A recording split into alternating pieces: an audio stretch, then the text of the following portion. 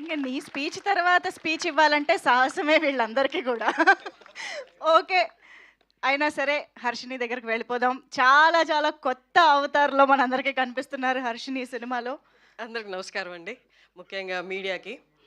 ఈ kind of జర్నర్ సినిమాలు చాలా అరుదుగా వస్తాయి. తీసుకోవడానికి కూడా చాలామంది టేకప్ చేయడానికి కూడా ఆలోచిస్తూ ఉంటారు. బట్ శ్రీకర్ ఆ స్టెప్ తీసుకున్నారు. దాన్ని నమ్మి ధీరజ్ గారు ఇంత ఇంత మంచి మూవీని ప్రొడ్యూస్ చేశారు. And there is dangerous talent అండి. బంచ్ ఆఫ్ డైరెక్టర్స్ వీళ్ళందరినీ చూస్తుంటేనే భయం వేస్తుంది. How they crack film I don't know.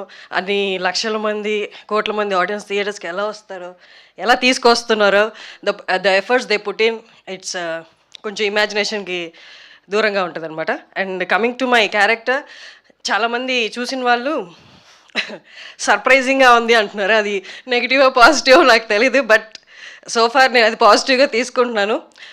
ఇద్దరు ముగ్గురు చూసిన ప్రముఖులు కూడా చాలా బాగుందని ప్రశంసలు అందించారు. ఐ హోప్ చూసిన తర్వాత మీ అందరు కూడా సేమ్ అలాంటి ఆ తరహాలోనే ప్రశంసలు అందిస్తారని మనస్ఫూర్తిగా కోరుకుంటున్నాను. Thank you so much for the director. Thank you అండి.